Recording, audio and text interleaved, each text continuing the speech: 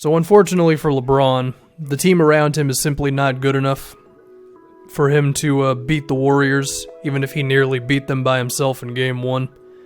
So you have to assume that after the Cavs lose this series to Golden State, that there's a decent chance LeBron leaves, right? Now, I guess there's a little bit of wiggle room depending on that draft pick, and if they traded for, let's say, Kemba Walker. Even then, I don't know if that really convinces LeBron to stay, but I want to at least make it known that there is at least a small chance that something crazy could happen that could cause LeBron to stay, but we have to assume he's out, right? And as far as where he goes after that, I mean, you've heard all the rumors just like I have. This video is mainly going to be focused on what do the Cleveland Cavaliers do once LeBron is probably out of there, okay? Well, I think the first thing you do is you look at, do you have any resemblance of young talent on this roster that you can get even a little excited about? Yeah, I think it's Cedi Osman, and then it's Ante Zizic. And I mean, we've seen Osman a bit this year. He's a wing who can just fit into a team pretty well. A good defender who can run the floor relatively well, and I want to say he's a decent shooter. I mean, he hasn't gotten too much run with the Cavs, but he has shot 37% from outside on about 1.5 attempts a game. I do think he has some potential as a rebounder just because of his size. I think he has some small ball 4 potential as well, and as far as how much he can actually create for himself and others, who really knows, but he seems like he can be an okay NBA wing, which is okay. And then Ante Zizic is just a big who has some athleticism and can be a roller to the rim and maybe even a rim protector as well. He's one of those centers, and you just see if he's got, real talent within him, right? Besides those two, could you play Larry Nance some more minutes? Sure. You may even consider giving Rodney Hood a contract because maybe he could be like a resemblance of offense for you. And he's only 25 years old. But besides that, I think you're not seeing much on this roster in terms of the future, right? So then I think the next thing you look at is, well, their draft picks. Now, of course, they do have the 8th pick this season, and I think with that selection, I don't know, do you go for the guy who you feel has the highest star power? Maybe that's Trae Young, maybe that's, hell, that might even be Kevin Knox, according to some people in that area. Maybe it's Colin Sexton, who really knows. Or do you go with maybe who you think is the safest pick of being a good player, like Mikal Bridges or Miles Bridges or maybe even Wendell Carter Jr., right? I don't know. That's an interesting question. I would go with who I believe to be the best player, which, I mean, the majority of NBA teams should be saying, but especially with the Cavs, because if LeBron is gone, then you are no longer drafting for your need at that point. I think Mikal Bridges could be the best fit with LeBron right now. But if we're looking at who could be the best player out of that group, I don't know. I kind of look at Colin Sexton just because of his ability to break down defenders and also be really good on defense. So something like that, right? Then he could be your young player that you embrace and all that stuff.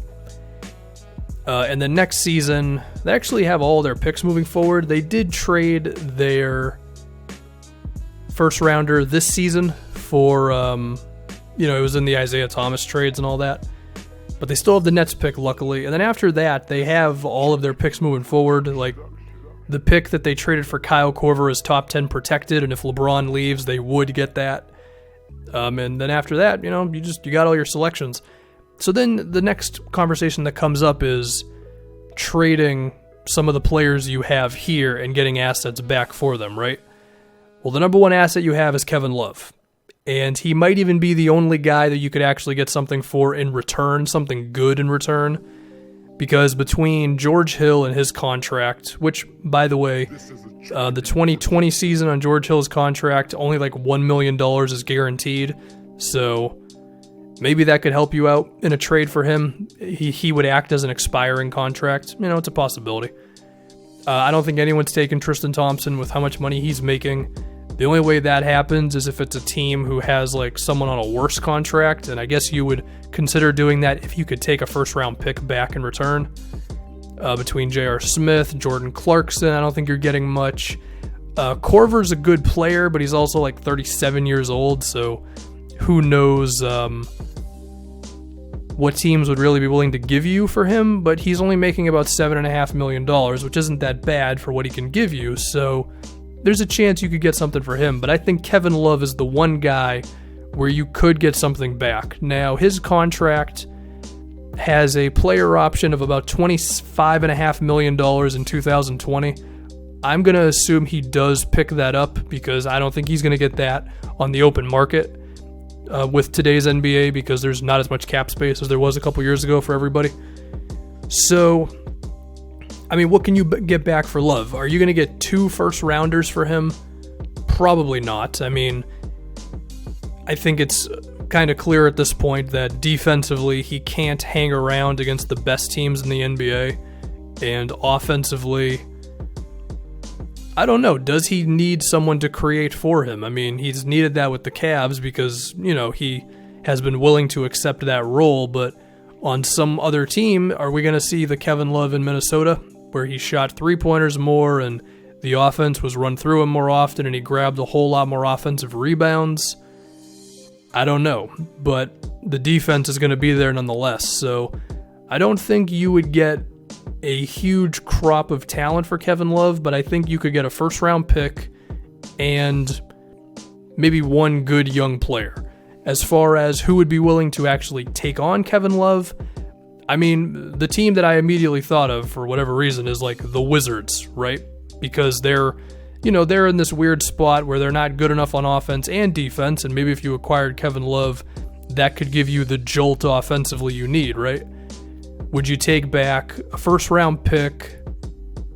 Maybe Kelly Oubre. I don't even know if the Wizards would include him in the deal because they were pretty good with him at the power forward spot. And then like Mahimi to make the money work, right? Something in that mold, but maybe not necessarily that trade. I mean, yeah, probably.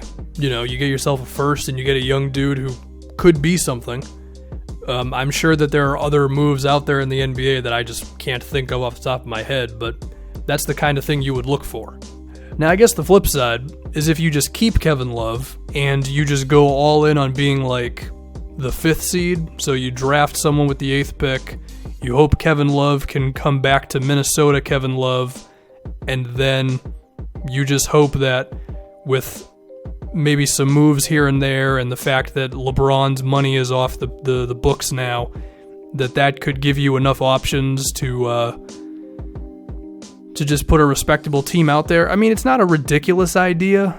It's definitely not the idea that could eventually lead to you being like one of the 5 best teams in the NBA, but maybe you just want to hang around and be like okay for a while. I mean, it's not like an insane thing. A lot of teams are doing that. The Pistons basically said we're doing that with the Blake Griffin trade. The Grizzlies are doing that. The Heat are doing that. So, you know, it's a move, I guess. But it's also the way less interesting move, so let me get back to if you do trade Kevin Love. And then after that, honestly, it's just a matter of seeing how good of a front office you really can be, right? In terms of finding those little moves to acquire like second-round picks, and then turning those second-round picks into actual players, trading for guys that maybe didn't work out for their first couple of years, but you are confident that you can just make them better than they've been. I mean, we've seen that a little bit with like the Knicks acquiring Moutier, where they're just taking a chance on him, basically. And depending on how much you are able to chop off some salary, I mean, if LeBron leaves, then you're basically hugging the salary cap, and then depending on what happens with Kevin Love, there's a chance you could get under there, and then it would give you a little more freedom to take some chances on like a Mario Hezonja, for example, or maybe even an Aaron Gordon type of player. It would also allow you to do what the Nets have done recently, where they will, and I think I mentioned this already, but like take on a player who's not on the best contract, but you'll take him on because the other team's like giving you a pick. So like Damari Carroll with the Raptors, you know, the Raptors gave the Nets a first rounder in that trade. That type of stuff. and then hopefully you just hit a home run in the draft. It's going to be rough. I mean, we saw without LeBron the first time around, the franchise really had no direction. It was Kyrie Irving and then a bunch of blah. And it can be difficult to acquire that central piece because you're probably not going to end up with the number 1 overall pick. I mean, you could. I mean, there's a decent chance that whoever you draft at number 8 ends up being really good and you're still the worst team in the NBA next year. In fact, that's probably what they want to happen. So, yeah. Do that if you're the Cavs. Well, I think that's it. Again, I think the Cavs are going to lose these finals. It's too bad after how good that game 1 was and the opportunity that was there. And yeah, they probably still lose the series, but it could have been a little more fun along the way, right? Anyway, we'll see what happens with LeBron, but it's not looking good on his chances of staying.